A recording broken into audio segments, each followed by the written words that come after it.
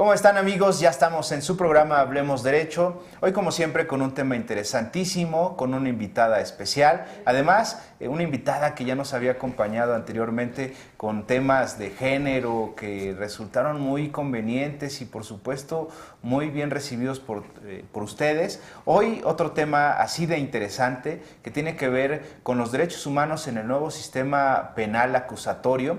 Hoy nos acompaña la maestra María del Rocío Morales Hernández y bueno, vamos con Nelly para que nos ayude a presentarla. Claro que sí, hoy tenemos el gusto de presentarles a la maestra María del Rocío Morales Hernández. Ella es egresada de la Escuela Libre de Derecho, además de contar con una especialidad y maestría en Derechos Humanos y Derecho Penal en Flaxo y en la Universidad de Anáhuac, articulista en diversas revistas, así como jueza 61 penal del Tribunal Superior de Justicia del Distrito Federal y catedrática en la Universidad Nacional Autónoma de México. Le damos la bienvenida y muchas gracias. Muchas gracias, Nelly. Queridos amigos, señoría, un placer tenerla de nuevo aquí. Maestro, muchas gracias por la invitación. Para mí es un honor venir con ustedes. Hombre, con mucho gusto. Alguna vez platicábamos de cuestiones de género. Hoy vamos a tratar otro tema igual de interesante que tiene que ver con los derechos humanos y el nuevo sistema penal. Mucha gente, muchos que no son abogados, todavía no asimilan, incluso abogados ya titulados y que ejercen, todavía no asimilan que estamos en una nueva etapa en el sistema jurídico de nuestro país. Vienen los juicios orales, viene el sistema penal acusatorio, pero para aquellas personas que todavía no lo entienden, ¿cómo podríamos explicarles en qué consiste ese nuevo sistema penal? Acaba usted de tocar dos puntos muy importantes, porque nosotros hablamos de juicios orales, pero no solo el juicio oral, porque hay muchas personas, ellos y ellas, que dicen que con hablar o con que se grabaran las audiencias como actualmente se llevan, ya sería oral. No, es un cambio completo, es un cambio del sistema en la forma de investigar, en la forma de acudir ante el juez, en cómo se reciben las pruebas, vamos, hasta en lo que se considera una prueba. Entonces, todo esto va a venir, es un parteaguas, porque a partir de este momento todo lo que habíamos aprendido y todo lo que habíamos vivido con una tradición de muchos años, podría decir siglos, cambia. No, pues una maravilla, porque además la perspectiva del ciudadano, de los abogados y por supuesto del mismo juzgador es muy alta respecto de este nuevo sistema y esta nueva forma de juzgar. Evidentemente no se trata de que nos graben y ya, se trata de incluso una nueva forma de pensar, ¿no? Eso es muy importante, porque recién empezó. Cuando viene el cambio constitucional, cuando la Constitución se modifica para que entre el sistema acusatorio, lo primero que se hace es tratar de informar a la población sobre qué era esto. Yo me acuerdo que en aquel entonces parte de la publicidad decía que iban a disminuir la delincuencia. Eso no tiene que ver. Lo que cambia es la forma como se procesa a aquellos a quienes se detiene. Porque tradicionalmente, pues el Ministerio Público investigaba, ya que terminó la investigación, pasaba con el juez. Ahora no. Ahora lo que se llama la imputación es simplemente cuando hacen del conocimiento de la persona que hay una investigación en su contra. Pero todo esto ya se va a llevar ante el juez y la investigación se va a hacer cuando ya se formuló una imputación y cuando ya hay un juez encima, cuando ya hay un juez supervisando. Incluso hay actos de investigación que tienen que estar autorizados y supervisados por el juez. Y aquí es donde entra la importancia de los derechos humanos y uno de los grandes cambios. Ya va a ser algo mucho más transparente y además el Código Nacional de Procedimientos Penales está incluyendo de manera expresa diversas situaciones que tienen mucho que ver o que manejan cómo se debe de tratar a las personas, tanto víctimas como procesados, cuando están ante el juez. Había muchas quejas tradicionalmente y hoy en día todavía respecto de la actividad del Ministerio Público. Hoy esa actividad cambia. Con este nuevo sistema penal ya no es él el que hace la acusación, ya no es él solo, por así decirlo, ya tiene un juez de control y vienen otros tipos de órganos que son importantes para juzgar convenientemente a una persona. Lo que pasa es que originalmente la idea era separar perfectamente las funciones que tenía que tener cada autoridad. Una de las principales características de un proceso acusatorio es que cada autoridad tiene muy delimitado lo que debe de ser. ¿Cuál es un sistema inquisitivo? Un sistema inquisitivo es por ejemplo, se reúnen en la misma persona las tres funciones. La persona acusa, la persona defiende y la persona juzga. Que era el caso del Ministerio Público, ¿no?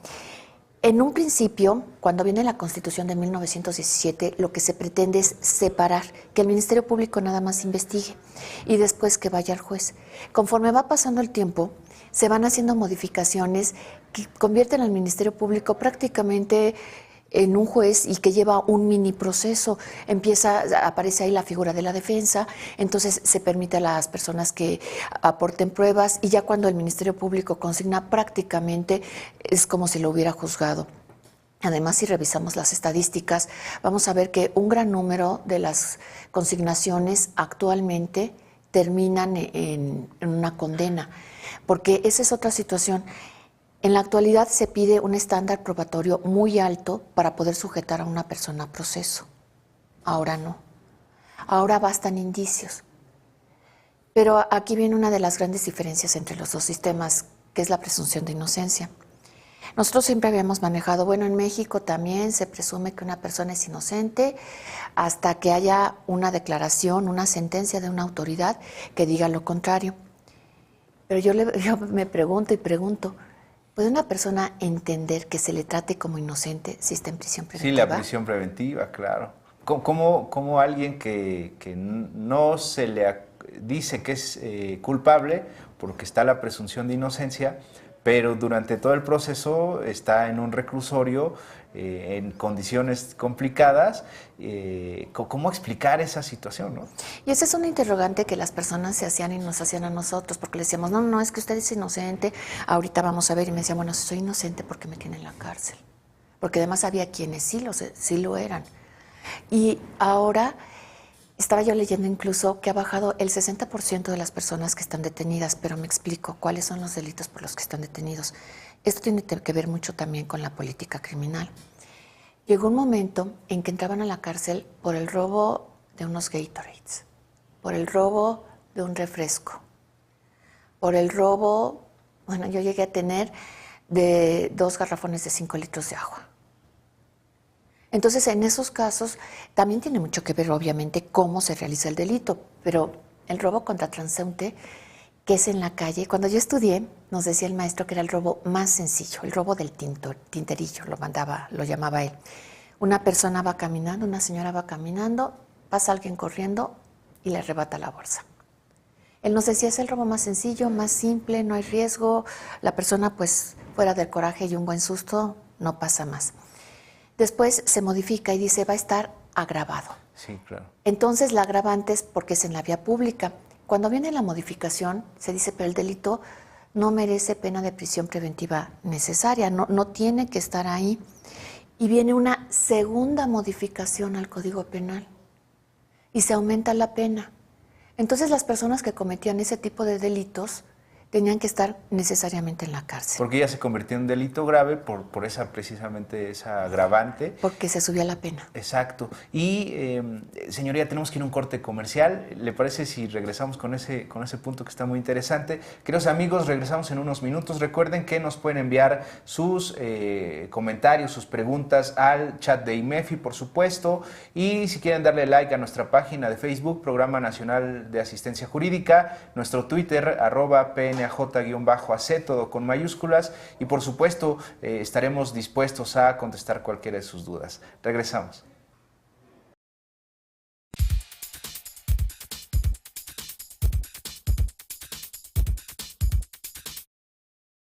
Contador, ¿aún no estás certificado? ¿Aún no encuentras el curso adecuado para ti?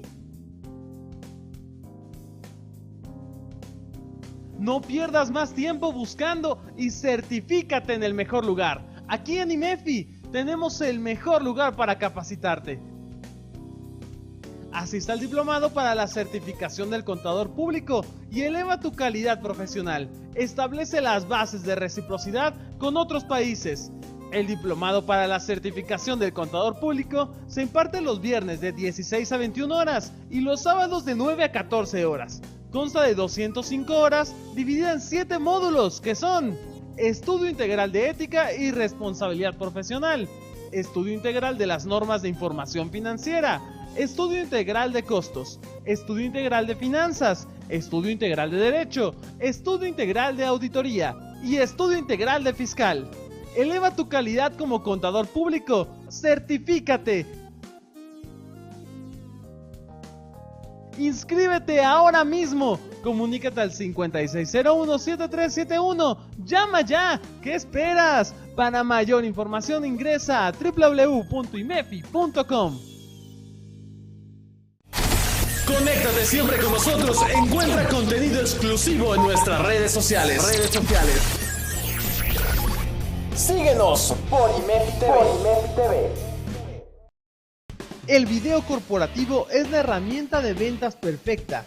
En él se pueden mostrar todas las ventajas y puntos fuertes de tu empresa, dejando ver la tecnología que utilizas, contando su historia, explicando los objetivos y futuros proyectos, o generando confianza a través de entrevistas de tus mejores clientes. En IMEFI TV estamos especializados en el video corporativo de máximo nivel y nos esforzamos para que cada producción obtenga los mejores resultados. Llámanos al 5601-7371 y llevemos tu empresa a la pantalla.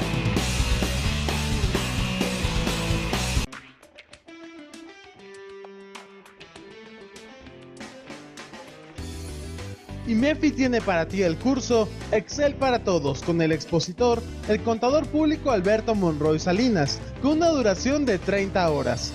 Para mayor información, llama al 5601-7371 y con gusto te atenderemos.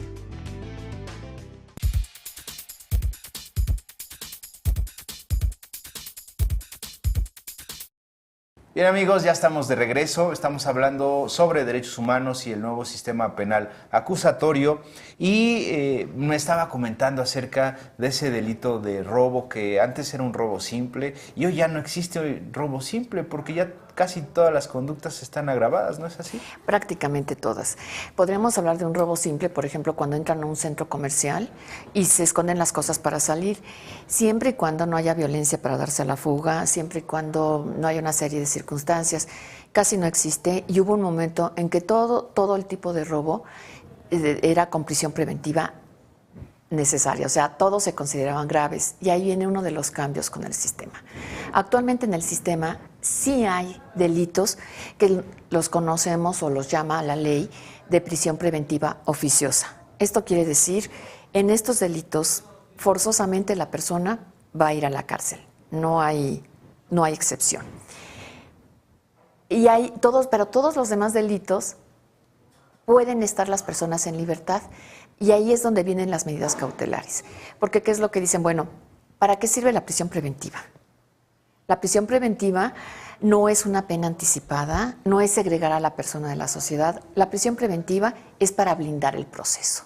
¿Qué quiere decir esto? Que no se fugue o algo así, ¿no? Que no se fugue, que no nos vaya a matar a un testigo, claro, que no nos vaya a matar a la víctima, no solo matarlas, o sea, no molestarlas, no lastimarlos, a un juez. Entonces, cuando se hace necesario blindar el proceso de esa forma porque hay riesgo de que la persona se vaya o le haga daño a alguien, es cuando puede haber una prisión preventiva, que en este caso va a ser una prisión necesaria, justificada. Se está justificando en razón de que es la garantía que va a permitir que siga el proceso.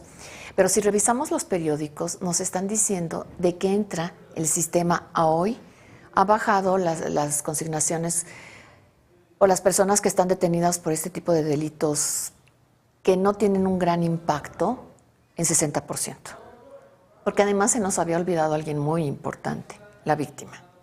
Claro, sí, se olvidó durante muchos años de manera importante. Yo recuerdo el artículo 20 constitucional, hablaba mucho del procesado, del indiciado y todo eso, pero de la víctima unos cuantos parrafitos.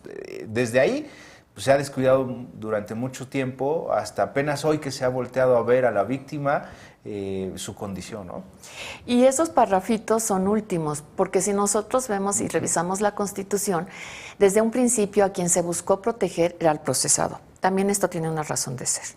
Se buscaba protegerlo porque veníamos de un sistema inquisitivo o prácticamente, y además se les olvidaban las personas, quedaban en la cárcel y se les olvidaban y no se acordaban ni de tomarles una declaración. Entonces buscan protegerlo porque consideraban que era la parte más débil en un proceso, principalmente cuando estaba detenido. Por eso se empieza a señalar en el artículo 20 una serie de disposiciones para decir lo escuchas, y lo escuchas rápido, y resuelves su situación y la resuelves rápido, y el proceso lo vas a llevar y lo vas a llevar rápido. No lo puedes dejar en la cárcel olvidado, no puede depender de la voluntad del juez. Tiene que ser todo con plazos marcados. Pero nada decían de la víctima. Poco a poco va cambiando esta situación y la Constitución primero con un párrafo, después con 5 fracciones, va incluyendo los derechos de la víctima. Ahora ya tenemos todo un apartado. Pero además de todo un apartado, a lo largo del Código Nacional de Procedimientos Penales se le van reconociendo derechos, se va distinguiendo entre los distintos tipos de víctimas. ¿Me podría usted decir, bueno, por qué distintos tipos de víctimas? Pues porque no todos sienten una afectación igual. Evidentemente, no todas las víctimas son iguales, ¿no? Hay personas que tienen alguna situación de vulnerabilidad a lo mejor y entonces pues no se les puede tratar igual. Debe haber una equidad, ¿no? Sí, eso es exactamente. No todos somos iguales. Y hay personas que las condiciones que las rodean hacen que estén en una situación de vulnerabilidad. Entonces, en ese caso concreto, el código nos está diciendo cómo debemos de tratar a esas personas. Y nos está diciendo, nos va dando parámetros, nos va dando directrices, para tanto cuando hay que juzgarlos, como cuando son víctimas. Y se voltean los ojos hacia ellos. Hay una parte muy importante en el sistema que permite la acusación privada. Sí, claro. Entonces ya puede la misma víctima ejercer ese derecho, ya no es nada más el Ministerio Público. Y además, la víctima ya puede presentar las apelaciones, que es un derecho que durante mucho tiempo no les estuvo conferido. Ellos tenían que aceptar como buenas las decisiones del juez y a lo más podían influir en el Ministerio Público para que el Ministerio Público dijera, oye, no estoy de acuerdo con lo que decidieron, oye, no, es que yo quiero una situación distinta, es que yo quiero apelar. Y algo muy importante, tradicionalmente descuidábamos a la víctima de tal manera que ellos lo que llegaban a querer era venganza. Cuando se voltean los ojos a la víctima en el sistema, se está buscando todo una serie de acuerdos que llamamos acuerdos reparatorios. Aquí volteamos los ojos hacia la víctima. En el tribunal hay toda un área que está especializada en ver cómo protegerla, cómo sustentarla, cómo apoyarla. Y actualmente también el Ministerio Público tiene obligación de darle seguimiento, de darle acompañamiento. No es nada más una mujer a la que golpearon, a la que casi matan y violaron, y va, y cuando llega al Ministerio Público, bueno, pues ahora pasa con el médico, y ahora de examen que pues es difícil, sobre todo, normalmente ese tipo de exámenes ginecológicos son difíciles. En esas condiciones, con un desconocido, son peores. Ahora empiezan a decir, bueno, tú vas a poder elegir incluso el sexo de la persona que quieres que te examine, porque después dijeron mujer, pero había mujeres que se sentían más cómodas con hombres. Y ahora están diciendo, tú puedes elegir el sexo. Eso está maravilloso. Sí. Claro. Como hay muchos datos, hay muchos artículos en el Código Nacional que tienden a proteger a la víctima, pero es muy bonito. Indiscutiblemente que el código, como todos, tiene defectos, pero algo que yo creo que es un gran logro del legislador es que empiezan a volver los ojos hacia los grupos en condiciones de vulnerabilidad, hacia la víctima, y empiezan a tomar medidas eficaces para hacer que el derecho penal sea la búsqueda de una venganza. Si usted hablaba con una persona, con una víctima, le decían, es que quiero la pena más alta, es que no quiero que salgan de la cárcel. Y eso le satisfacía. Eso no tampoco a lo mejor le resuelve su situación, ¿no? No hay pena de prisión que sea suficiente. Que sea suficiente para recuperar un hijo, para recuperar un padre, Y entonces, ¿qué es lo que nos dicen? Ministerio Público, le vas a dar apoyo psicológico a la víctima. Y le vas, no solo físico, no solo si tiene una lesión, también le vas a dar apoyo psicológico y lo vas a acompañar. ¿Esto qué implica? Si una mujer perdió a su hijo, porque también no necesariamente víctima es en un homicidio nada más la persona que muere. Hay víctimas indirectas, que son todos los que estaban a su alrededor y sufren. Claro. Y es un sufrimiento real. Y nos están diciendo, a esas víctimas les vas a tener que dar apoyo. Incluso hay casos en los que se autoriza que acudan psicólogos con la víctima cuando va a declarar. Cuando son víctimas que vienen, cuando son niños o niñas. Entonces, en todas esas cuestiones, el código, el legislador, a través del código, se interesa, piensa, va más allá de lo formal. Muy bien. Hay un cambio, evidentemente. Se crea este nuevo sistema penal. Por supuesto serán juicios orales, que ya hemos platicado muchas veces en este programa de las ventajas de los juicios orales, la transparencia, la forma en que se juzga, la protección, en este caso de la materia penal, a la víctima, por supuesto también al que se encuentra sujeto a proceso, las nuevas funciones, los nuevos jueces, el juez de control, el juez en realidad que ya juzga, todas esas medidas que se aplican en la materia penal son importantísimas, a la luz también de una homologación que se tendrá que hacer en todo el territorio nacional con el nuevo Código Nacional de Procedimientos Penales. La verdad es un gran avance y bueno, vamos a terminar con este bloque, vamos a pasar al siguiente, vamos a un corte comercial, señorías, si no tiene inconveniente, y vamos a seguir hablando acerca precisamente de los derechos humanos en este nuevo sistema penal. Queridos amigos, mándenos sus preguntas, recuerden que si ustedes están viendo una repetición, pueden mandar un correo a pnaj.contacto@gmail.com y con mucho gusto contestaremos su inquietud. Regresamos.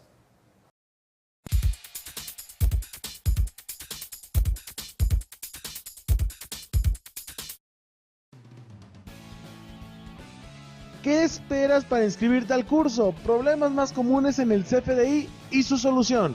Impartido por el contador público Alberto Monroy Salinas. Duración 5 horas. No faltes, inscríbete al 5601-7371 y visita nuestra web www.imefi.com.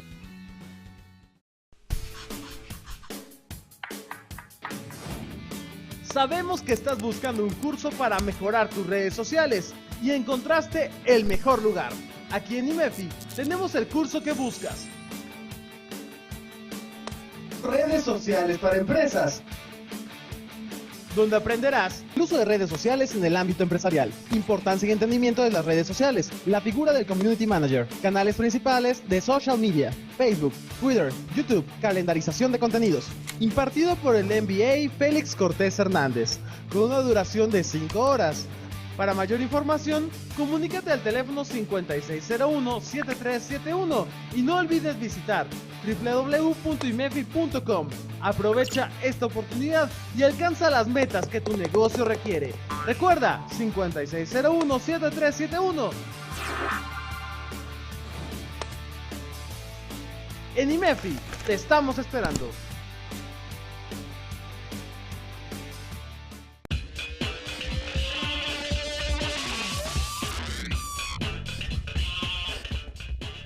Asiste al curso Nuevo Reglamento de Inspección del Trabajo y Aplicación de Sanciones, impartido por la licenciada Tania González Covarrubias.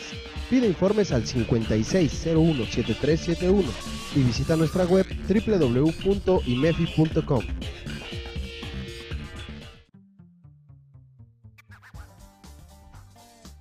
¿Sabes cuáles son esas habilidades directivas que te hacen falta para lograr que tu empresa logre los resultados que deseas? Si la respuesta es no, te invito a la plática que se dará el día 16 de junio a las 9 de la mañana.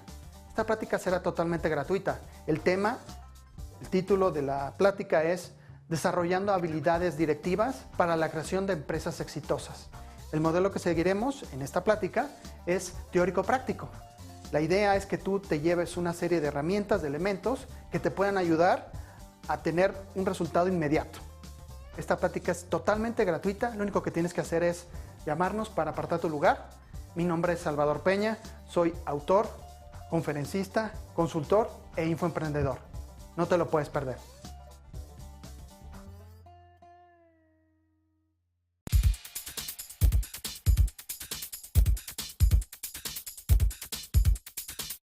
Bien amigos, ya estamos de regreso. En este bloque vamos a hablar acerca de los derechos humanos, a la luz, por supuesto, del nuevo Código Nacional de Procedimientos Penales y, por supuesto, también a la luz de la reforma constitucional del 11 de junio del 2011, si no me equivoco, que habla acerca de la incorporación de todos los tratados internacionales y todos los derechos que ahí se consignan a nuestro sistema jurídico mexicano, ¿no?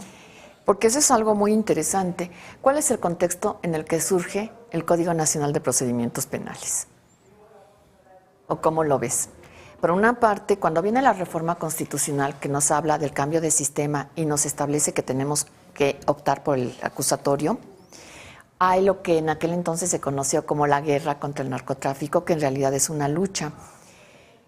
Y en esa lucha muchas veces se seguía un régimen de excepción. Entonces la Constitución recoge un régimen de excepción en el que se limitan los derechos humanos de las personas que están dentro de esa situación. Y por otra parte, como bien lo indica, viene después la reforma constitucional incorporando todos los derechos humanos. Entonces tenemos por una parte un régimen de excepción y por otra parte la poderosa influencia de los derechos humanos, la presión, había presión nacional para combatir esto y de la población, pues la población no estaba contenta. Y sin embargo teníamos también a la población que tampoco estaba contenta con las violaciones a los derechos humanos y toda la presión internacional. Recordemos que México estuvo perdiendo al hilo una tras otra casos en la Corte Interamericana de Derechos Humanos. Claro. Sí. Entonces, cuando viene esta lucha, empieza, en un principio se había pensado que cada estado tuviera su propio código de procedimientos. Como hoy en día es, ¿no? Como hoy en día es, hasta junio del año que entra. Exacto. ¿Y qué es lo que finalmente sucede? Bueno, deciden unificar y este código nacional lo que va a ser ponderar los derechos humanos, va a exaltar los derechos humanos y empieza a incluirlos. En muchos casos es aislado, pero hay cositas como esta, dice, las personas con discapacidad que sean juzgadas, quien lo hace, el juez de control o el tribunal de enjuiciamiento, tendrán que hacer las modificaciones necesarias para garantizar sus derechos humanos. Y se oye y dice uno, bueno, pues las modificaciones. Esto deviene directamente del tratado que pretende eliminar la discriminación para las personas con discapacidad. Y nosotros podríamos decir, bueno, pues entonces cuando se procesa una persona que no ve, podemos hacer una adecuación, que esté alguien, como va a escuchar, pues no hay mayor problema. O podemos, si se presenta alguna prueba en video o algo, que alguien que se las esté relatando, ahí puedo hacer una adecuación. Incluso si es víctima, también puedo hacer adecuaciones. Pero también, ¿qué pasa con las personas que tienen una discapacidad intelectual, que no es tan fácil de percibir? Y no puede ser porque en un momento dado se dijo, bueno, se va a seguir el procedimiento de esta manera. Las discapacidades intelectuales tienen distintas medidas, distintas formas, distintas presentaciones. Y no es fácil ubicar, identificar alguna de esas discapacidades. Hay muchas que pasan prácticamente inadvertidas. Hace poco escuchamos que había bullying, que hacían bullying en una escuela contra un niño que estaba con déficit de atención, diagnosticado con déficit de atención. ¿Por qué busco este ejemplo? Porque el maestro dice, es que el niño es muy latoso, es que el niño se para, es que el niño cuando quiere poner atención, pone atención, y cuando no, a todo el grupo me lo altera. Pues no es cuando quiere, sino cuando puede, porque los niños con déficit de atención es una de sus características. Y además normalmente están asociados con hiperactividad, pero no se nota. ¿Qué pasa cuando tenemos a una persona que es víctima, un niño víctima con esas características en un juzgado? Un niño víctima con esas características, y lo puedo decir porque me ha tocado, es difícil entrevistarlo, es difícil declararlo, es difícil hablar con él. Pero finalmente podemos hacer adecuaciones. Pero para esto se necesita una cosa, algo muy, muy importante: capacitación. Claro, porque pues no es tan fácil. Si no es fácil tratar a una persona, un adulto, en condiciones de normalidad, o si podríamos decirle así, más complicado es tratar a un niño, pero más aún cuando tiene estas características, ¿no? Sí, porque ahí vienen los retos. Y eso a mí siempre invoco esta sentencia, y en esta parte, porque me parece muy interesante, que es campo algodonero. La Corte Interamericana, cuando nos sentencia, cuando nos condena por las muertes de Juárez, una de las cosas que resalta es: tus operadores no saben tratar, en este caso, a la mujer. Primero juzgan a la mujer en base a sus prejuicios, y en base a esos prejuicios le niegan el acceso a la justicia. Dan ejemplos como este, de que cuando llega la mujer, las mamás llegan a denunciar que sus hijas no aparecían, que estaban perdidas, que hacía un día o que no habían llegado, les decían: ay, seguro se fue con el novio, es que anda de volada, y cómo está vestida. Y si no iban con el estereotipo de lo que se considera una mujer decente, no investigaban. Entonces la Corte dice: tienes que capacitar a tus operadores y operadoras de justicia. Pero ojo, que tu capacitación no sea formal. No te limites a decirles: mira, existe este tratado, repítelo, apréndetelo. Porque entonces vas a aplicar la norma de manera fría y en base a todos tus prejuicios. Lo que tienes que hacer es capacitar a tus operadores y operadoras para que entiendan lo que son las diferencias de género, lo que es un niño, las características de un niño, de una persona en desarrollo, Un adulto mayor también. de las personas mayores, que vayas entendiendo cómo las circunstancias los hacen, como decía usted al inicio del programa, vulnerables. Claro, señoría, tenemos unas preguntas. Esta creo que es comentario. Dice litigante: felicito a la jueza por su excelente exposición. Le sugiero a IMEFI y al entrevistador que logren otras 2 entrevistas, cuando menos, con esta jueza. En verdad, es una entrevista fácil de comprender. Dice Diana: ¿cómo actúa la preponderación de derechos? Ponderación. Así, dice preponderación de derechos, es ponderación, en el nuevo sistema de juicios orales. ¿Cómo actúa la ponderación de derechos en el nuevo sistema de juicios orales? Y también dice: es muy interesante, incluso para abogados. Nuevamente, felicitaciones, ¿no? Litigante. Pues ahí está, hay ponderación de derechos. ¿Qué es la ponderación de derechos, queridos amigos? Pues es tratar de sopesar cuando hay un conflicto entre 2 derechos, determinar, lo cual no es nada fácil, cuál de esos derechos debe prevalecer a un caso concreto, ¿no? Exacto. Lo acaba usted de decir tal cual es. Hay muchos casos en que un derecho infiere en la esfera de derechos de otra persona. Cuando hay esa inferencia de derechos, se tiene que tomar la decisión de cuál es el que debe de prevalecer. Entonces aquí podríamos decir: se tiene derecho a la publicidad de la audiencia.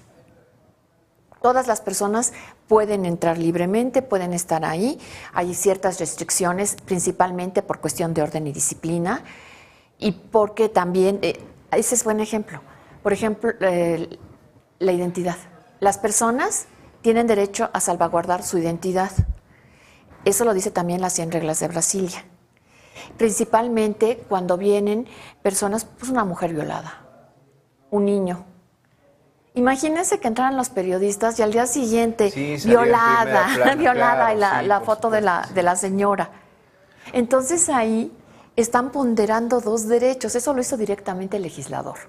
Pondera 2 derechos: el derecho a la información, y en un momento dado a la libertad de expresión, y el derecho a la intimidad. Exacto. Y que dice: bueno, en este caso voy a sopesar tengo los 2. Para poder prevalecer, o sea, para poder hacer prevalecer el derecho de la víctima, ¿qué tendría que decir? ¿Es un derecho relevante? Pues sí. ¿Influye en un futuro o le afecta dramáticamente el que sea exhibida en los medios? Por supuesto. Sí, claro. Por supuesto. El que yo impida que entren los medios de comunicación a la audiencia con fotografías. Sí se permite la entrada a todos los periodistas. Lo que no se permite es que graben, ya sea imágenes o voces, sonidos. Entonces, el que yo impida que graben es idóneo para salvaguardar la imagen de esta persona, pues sí. ¿Es proporcional? Sí, porque finalmente el derecho a la información está cubierto con otras garantías como podrían serlo, el que puede entrar el periodista, la publicidad también está cubierta, porque incluso se pueden obtener copias en video del juicio, pero esas copias tendrán que ser públicas y lo que se hace es que se difumina la imagen, de las personas. Eso está bien interesante, sí, por supuesto. Tenemos que ir a un corte, señoría. Queridos amigos, regresamos en unos minutos. Sigan mandando sus preguntas. Con mucho gusto las contestamos. Y regresando del corte, les quiero comentar algunas cosas. No se pierdan ya el último bloque de este programa Hablemos Derecho. Regresamos en unos minutos.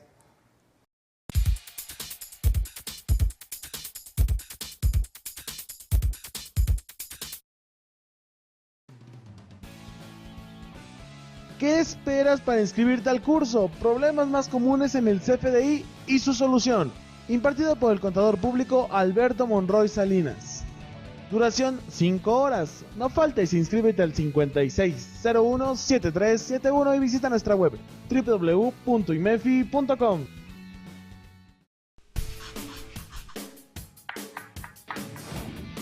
Sabemos que estás buscando un curso para mejorar tus redes sociales y encontraste el mejor lugar. Aquí en IMEFI tenemos el curso que buscas. Redes sociales para empresas, donde aprenderás el uso de redes sociales en el ámbito empresarial, importancia y entendimiento de las redes sociales, la figura del Community Manager, canales principales de social media, Facebook, Twitter, YouTube, calendarización de contenidos, impartido por el MBA Félix Cortés Hernández, con una duración de 5 horas. Para mayor información, comunícate al teléfono 5601-7371 y no olvides visitar www.imefi.com. Aprovecha esta oportunidad y alcanza las metas que tu negocio requiere. Recuerda, 5601-7371. En IMEFI, te estamos esperando.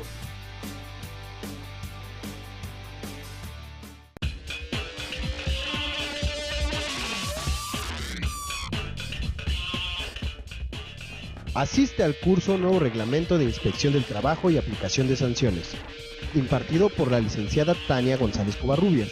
Pide informes al 5601-7371 y visita nuestra web www.imefi.com.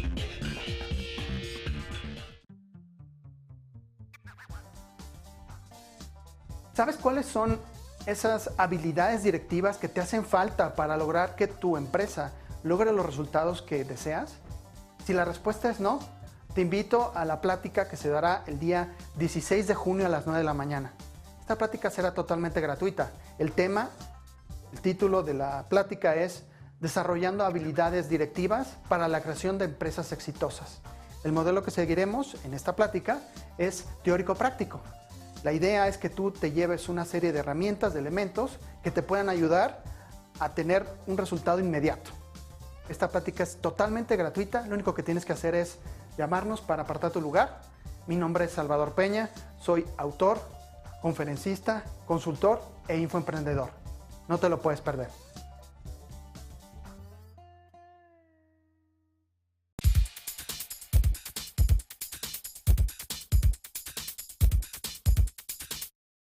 Bien amigos, ya estamos de regreso. Quiero comentarles antes de entrar en la recta final de este programa, quiero presumirles, es una Gaceta, es un periódico de la Universidad Nacional Autónoma de México.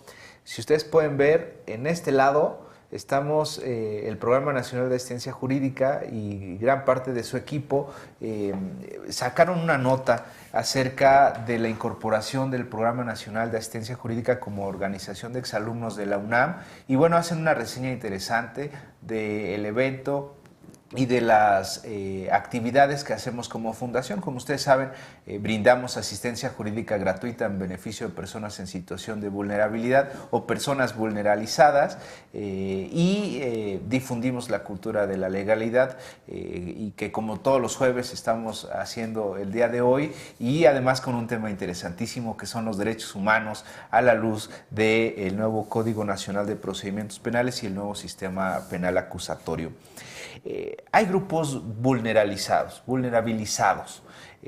¿De qué manera se les trata bajo esta nueva perspectiva de los derechos humanos en este nuevo sistema penal? Bueno, hay grupos que tradicionalmente han estado segregados frente a otros. ¿Qué es lo que pasa? Que cuando empiezan a surgir todos los derechos, ¿a quién van a proteger? Al hombre. Y no estoy diciendo al hombre genérico, estoy diciendo al hombre _varón. Claro. Porque están pensados y diseñados para ellos, pero no cualquier hombre, es el hombre blanco, propietario, joven, el que tiene ciertas características, y quienes no caen dentro de esas características empiezan a estar en condiciones de vulnerabilidad. La mujer tiene un marcado rezago frente a ellos. Los niños, los adultos mayores, las personas que pertenecen a una raza distinta. Y esto es muy importante porque aquí en México, en un país pluricultural, tenemos muchos indígenas, muchas comunidades indígenas, claro, muchos grupos indígenas. Y esa es otra situación que también ya de manera expresa se prevé en el Código Nacional de Procedimientos Penales. Porque aquí me gustaría partir de un punto, ¿no? ¿Qué es el principio de convencionalidad? Sí, de hecho hay una pregunta que nos hace Diana.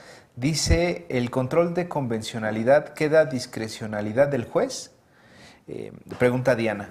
Tiene que ver con esto que estamos diciendo, ¿no? Por supuesto, el control de convencionalidad surge en un voto que se hace en una sentencia de la Corte Interamericana.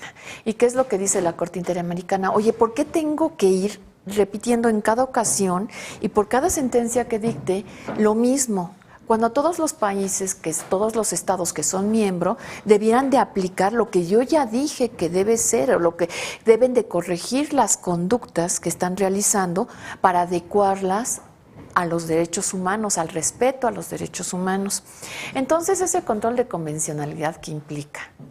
Que todos los entes del Estado, por entes quiero creer desde el policía que está parado en la esquina hasta el presidente de la República, pasando por ministros de la Corte, por jueces, por legisladores, todos tienen que hacer dentro de sus facultades de oficio, tienen que tomar la decisión para aplicar la legislación que proteja mayormente los derechos de la persona. Y ahí está o la ponderación. Interpretación. Ponderación es cuando un bien de una persona, un derecho de una persona choca con el de otra. Uh-huh. Entonces tengo que decidir cuál de los dos debe de estar. Aquí tengo dos leyes o dos interpretaciones y una protege mayormente a la persona.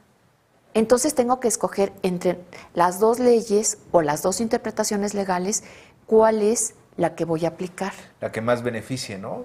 Esa es la que se aplica. La que mayor protege a la persona, mayormente protege a la persona. Y aquí es cuando dice uno, bueno, queda a criterio del juez, no. No queda a criterio, es de oficio, es obligatorio.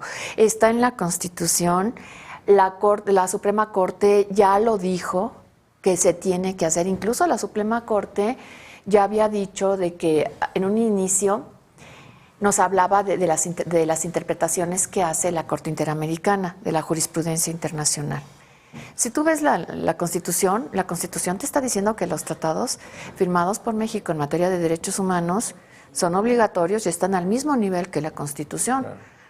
Pero ¿qué pasa? ¿Te habla de la jurisprudencia emitida por la Corte Interamericana? Pues no, pero también, ¿no? Entonces ahí... ¿Es aplicable? Esa es una interesante pregunta. ¿Qué pasa con esa jurisprudencia de la Corte? ¿Se debe aplicar o no se debe aplicar? En un inicio, la Suprema Corte de Justicia de la Nación había dicho que debía de aplicarse únicamente aquella en la que México hubiera sido parte, de manera obligatoria, de manera vinculatoria, y que la demás era indicativa. Se modifica este criterio hace año y medio, en septiembre del 2013, si mal no recuerdo, y se dice toda es obligatoria, salvo el caso de en un momento dado debe de prevalecer la Constitución. Esa es una interpretación que valdría la pena comentar. Sí, que casi va dirigida a la figura del arraigo o algo así, ¿no? Prácticamente, pero si tú te fijas que no es el tema, el arraigo con el nuevo sistema no tiene razón de ser. Porque ahora la investigación complementaria viene después del auto de vinculación. Y si la persona cae en uno de los delitos que se consideran, se relacionan principalmente con la delincuencia organizada, como puede ser trata de personas, como puede ser narcotráfico, como puede ser robo de vehículos, o sea, una serie de delitos. Entonces, en esos casos la persona va a estar privada de su libertad y están investigando. Entonces el arraigo pierde razón de ser. ¿Y así será? ¿Dejará de utilizarse la figura del arraigo? Si sabemos aplicar correctamente el Código Nacional, tiene que desaparecer. Digamos que es la crónica de una muerte anunciada. Tiene que desaparecer porque nos está dando el sistema esa facilidad. ¿Ya no sería necesario acudir a la figura del arraigo? No.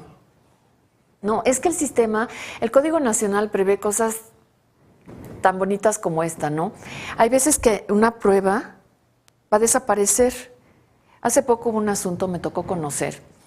Es un chico, tiene un accidente automovilístico y entonces hay la sospecha, la fuerte sospecha de que el chico viene en estado de ebriedad. Pasa primero ante el Ministerio Público y con el médico legista. Y el médico legista viene en estado de ebriedad, 8 horas de recuperación. Y a los 2 minutos lo pasan con el químico, va al químico y el químico le dice, oiga, necesitamos sacarle una muestra de orina para hacer un estudio y sacarle sangre para ver si tiene usted etanol, o sea, si viene en estado de ebriedad. Sí, sáquela.